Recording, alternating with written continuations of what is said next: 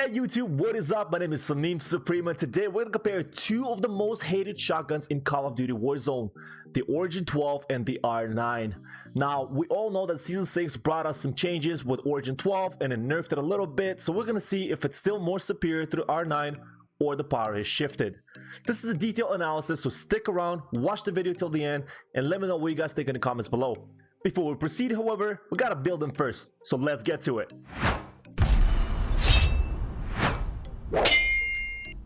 First, we got the Origin 12 shotgun, and there are a few variations you could go with, but I personally feel like this one offers the best combination of mobility, hipfire accuracy, and large enough magazine size for Warzone. Under the muzzle category, you have two options that offer different utilities, so it's ultimately up to you to choose which one works best for your playstyle.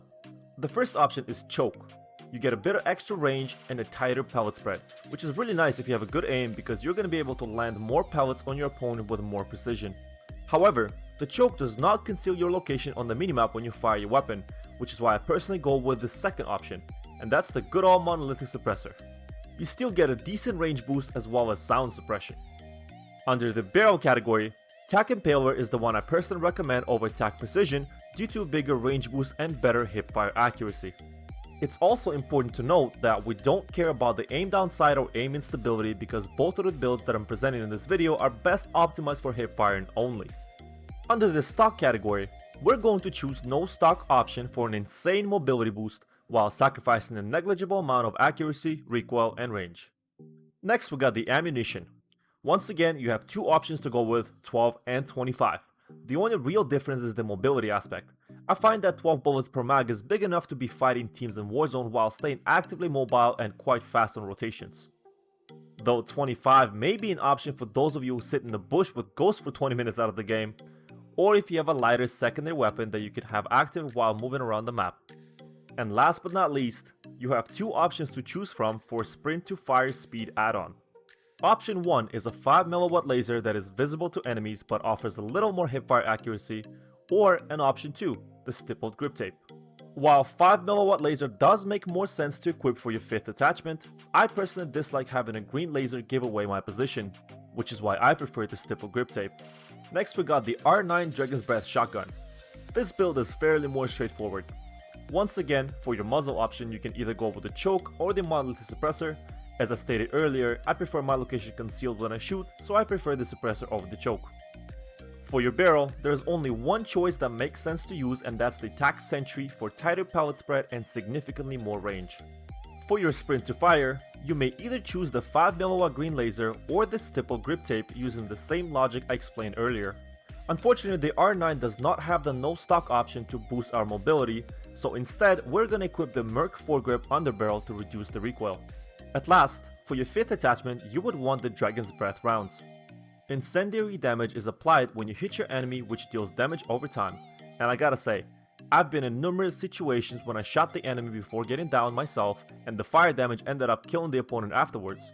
One thing to note though, the Dragon's Breath rounds indicate that the range is reduced, and that is referring to the 6-meter max range nerf, meaning you will no longer be able to register a hipfire damage to hit past 20 meters, whereas the regular R9 can register a hit marker up to 26 meters ahead.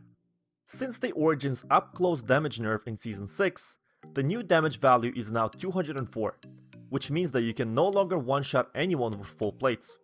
R9 on the other hand didn't get any updates with the latest patch and is currently dealing the same 204 damage up close plus an additional 30 from the Dragon's Breath rounds over a couple of seconds afterwards for a total of 234 damage, which once again is not a one-shot.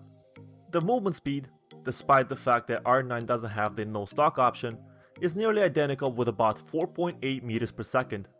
The reload times, however, are definitely in favor of Origin with 2.44 seconds versus 6.5 seconds for all 14 shots on R9. It's important to note though, R9 reloads individual ammo and gives you the option to stop reloading after each bullet is inserted. At 6.5 seconds for 14 rounds, we get about 465 milliseconds per shot reloaded. This means that R9 will only be able to reload 5 bullets in the same time it takes the Origin to reload 12. Now, the RPM on the Origin is 235, while the R9 has two different rates of fire. As we know, the 2-shot burst is significantly quicker than the subsequent delay until the next 2-shot burst. Thus, We have an RPM of 600 for the burst rounds, which is 2.5 times faster than the Origin, and the RPM during the delay of 120, which is about half the Origin's. And this is where it gets interesting. Normally, I would post the damage values at different ranges and indicate the drop-off, but since we're dealing with shotguns, I figured it would be much easier to deal with total time and shots to kill. Now, I hope you guys appreciate this because it was a pain in the ass to test out, but I checked each range 3 times to ensure I provide you with the most accurate data, so here we go. According to these findings, R9 performs significantly better than the Origin up to first 10 meters with a 2-shot kill at 100 milliseconds, whereas the Origin's 2-shot kill caps off at 5 meter range and 255 milliseconds to kill. However, if we take a look at ranges past 13 meters, it looks like the Origin does outperform the R9 by a significant difference in total time to kill. The R9 goes from 4 shots to kill up to 12 meters to 7 shots to kill from 13 to 16 meters. I didn't continue the experiment all the way up to the 26 meter of max range simply because it's not even worth taking a fight at those ranges with a shotgun.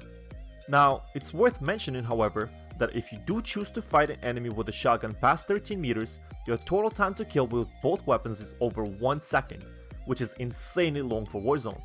To give you a better comparison, I calculated the total time to kill for an MP5 from 0 to 10 and 10 to 19 meters, and I got 375 and 450 milliseconds, respectively.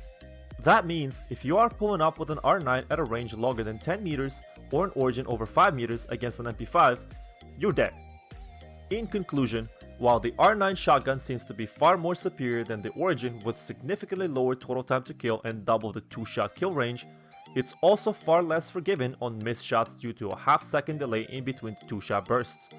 This means that you really gotta land those shots, or you're pretty much dead if your enemy is any decent. Personally though, I'm not a fan of having these types of weapons being available for all those people who just sit in a bush with a ghost perk for 20 minutes out of the game just so they can get that one kill on you with 0 skill or aim. But at the end of the day, you can't hate the player, you gotta hate the game. Thank you all for watching this video. If you enjoyed the content, a like is always appreciated, and if you want to see more, subscribe to the channel and I promise I will deliver. See you on the next one. Later. Right down the other side of the wall.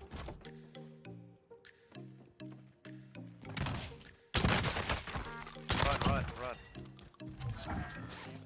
Right there, he's coming in that other way.